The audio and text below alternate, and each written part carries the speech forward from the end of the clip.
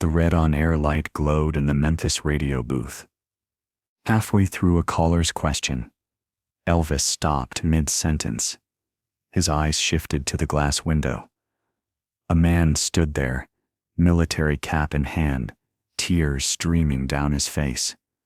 The studio went silent, except for the hum of the microphone. Before we go on, if stories of kindness from music legends move you, stay with me until the end. Because what Elvis did next would ripple through that man's life forever. A Saturday night in late 1976, Memphis air heavy with heat, the kind that sticks to your shirt. Inside Rex phone-in studio, the air is cooler but buzzing. Phones ringing, paper shuffling, the faint hiss of the AM signal through the monitors.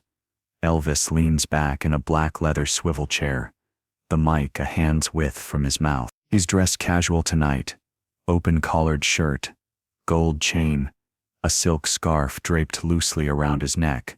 The scent of fresh coffee and faint cigarette smoke hangs in the air. Across from him, DJ Tommy Jacobs works the board like a piano player, punching blinking lines and laughing at the fans on the other end.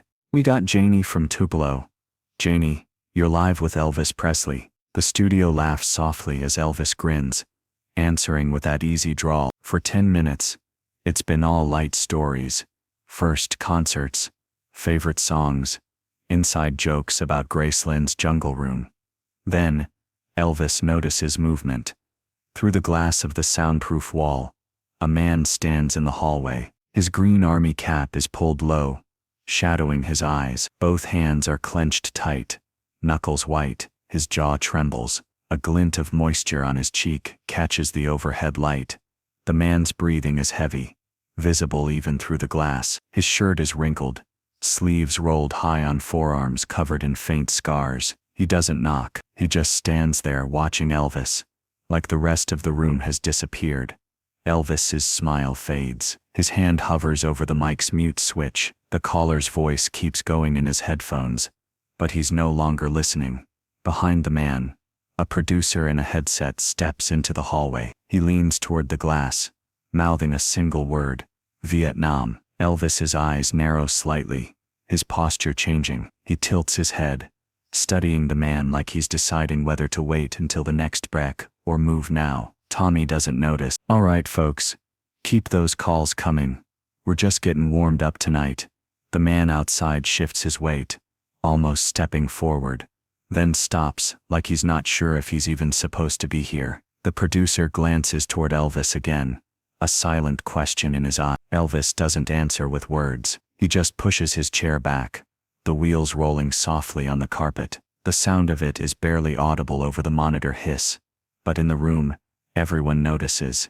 His scarf slips slightly off his shoulder as he stands. One hand rests on the desk for a moment, steadying himself, or maybe steadying his choice. Without a word, Elvis removes his headphones, lays them gently on the table, and walks toward the heavy sound booth door. The last thing the live audience hears before the music fades in is Tommy's voice trying to keep pace. Elvis, folks, we'll be back right after this short break. The latch clicks. The door swings open. Elvis steps into the hallway, heading straight for the man in the green cap. The on-air light still glows red as Elvis steps into the hallway. The heavy booth door seals shut behind him with a low thud, muffling the music bed now covering the dead air inside. Out here, the station smells different, less like electronics, more like burnt coffee and floor wax. The hum of the vending machine in the corner fills the quiet. The man in the green army cap freezes when Elvis appears. His eyes widen, like he's not sure this is real. His breathing is quick, uneven. His hands rough, nicked and trembling, grip the brim of his cap like it's the only thing keeping him steady.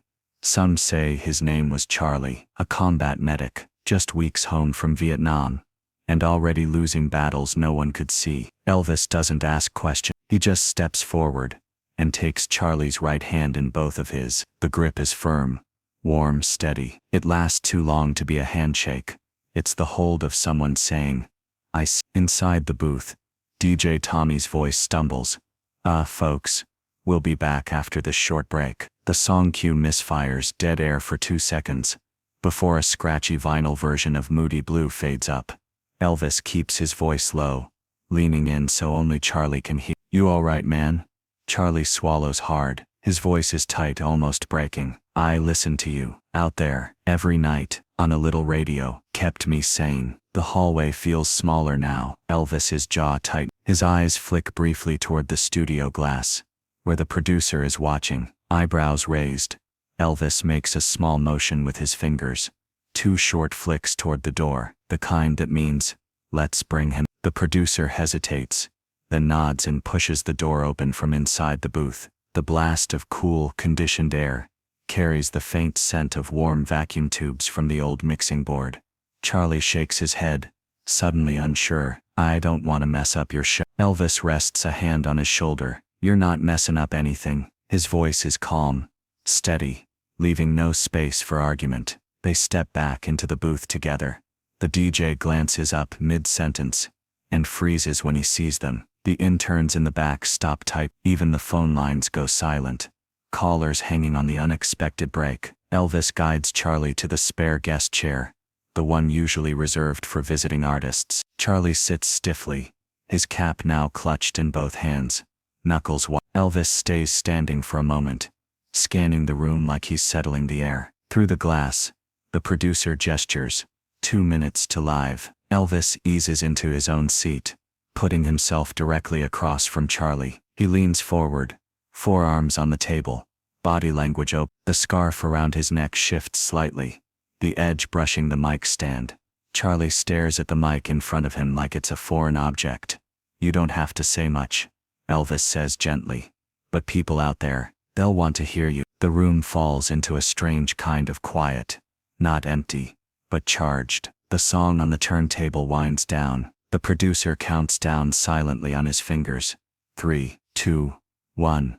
The red light snaps on. The DJ's voice tries to sound smooth. "And we're back. Folks, we've got someone special joining us tonight." Elvis turns to Charlie, nods once, and says quietly into the mic, "Go ahead, brother." The door to the outside hallway is shut now. The world beyond the studio is gone, replaced by the warm hum of the board, the faint hiss of the monitors, and the low thump of Charlie's heartbeat in his ears. He sits stiff in the guest chair, green army cap in his lap. His boots, worn dusty, soles almost smooth, are planted square on the carpet. The mic stands in front of him like a gate he's not sure he's allowed to pass. Across the table, Elvis leans forward. His arms rest loosely on the desk, hands relaxed, but his eyes are locked on Charlie, not the crowd listening, not the red on-air light, but the man right here. The DJ clears his throat. "Ladies and gentlemen, we've got someone here tonight who's, well, he's been through a lot." "Charlie, welcome." Charlie hesitates. The mic feels too close. He adjusts, then pulls it back, his hands not quite steady. His first words are quiet, almost swallowed by the room. I don't talk on the radio much." Elvis smiles, leaning an inch closer. "Just talk to me. Forget the rest of it." Charlie's eyes drop to his cap. He turns it slowly in his hands, fingertips tracing the stitching. "I carried one of these in the jungle, wore it every day. Carried a little radio too, wrapped it in plastic so the rain wouldn't kill it." His voice tight. "At night, when it got bad, I'd tune in, try to catch your gospel shows. You never knew I was there, but you got me through."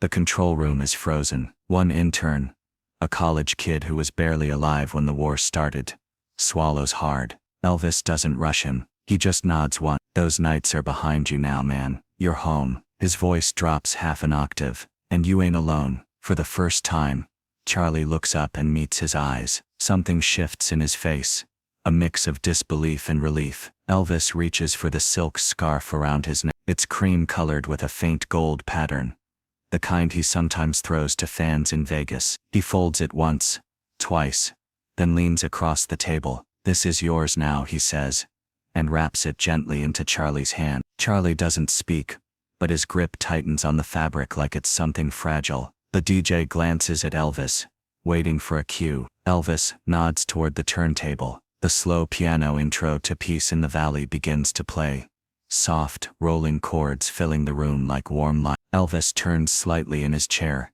closing the space between him and the mic. His voice comes in low, almost a whisper. Well, I'm tired, and so weary, but I must go along. Charlie's eyes close, his shoulders drop for the first time since he walked in. Halfway through the first verse, Elvis's voice fades. His hand moves toward the mic switch, but instead of turning it off, he picks up the phone resting at the corner of the table. No one in the room expected that. He dials 3 numbers from memory, then a 4th, then wait. The ring sounds tinny through the studio line. Charlie watches him, confused. What are you?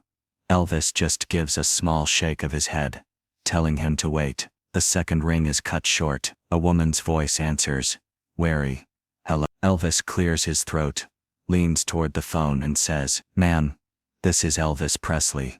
The woman's voice on the other end is cautious, like she's expecting a prank. Who is this? Elvis keeps his tone steady, almost gentle. "Ma'am, it really is Elvis Presley. I'm here in Memphis, at WRAC Radio. I've got someone here who's been wanting to talk to you for a long time." Across the table, Charlie sits frozen, his eyes dart between the phone and Elvis. The woman's voice cracks. Who? Elvis turns the receiver toward Charlie, his hand resting lightly on the mic switch, so the listeners won't hear this part. "It's your mama, son." Charlie's breath catches, his fingers hover just above the receiver, almost afraid to touch. Then he takes it slowly, like it's made of glass, and brings it to his ear. "Ma?" His voice is barely there. The sound that comes back is a sob. "Charlie, oh Lord, Charlie, is it really you?" The studio falls completely still. No chair squeaks, no paper rustles. Even the faint hum of the equipment seems to fade. Charlie leans forward, one hand gripping the edge of the table. "It's me, Ma. I'm back. I didn't know how to call. I didn't." He swallows, voice breaking. "I'm sorry." On the other end, she's crying and talking over herself, the words tumbling out too fast to catch. Elvis looks away, giving Charlie the moment, his gaze fixed on some point beyond the glass. In the control room, the producer lowers the fader on the music bed completely, leaving the room in hushed, suspended quiet. Charlie wipes his face with the heel of his hand. "I'll come home," he says finally, his voice firmer now. "I promise, I'll be there." There's a long pause, the kind that feels like a lifetime of distance closing in an instant. Then softly, "I love you, son."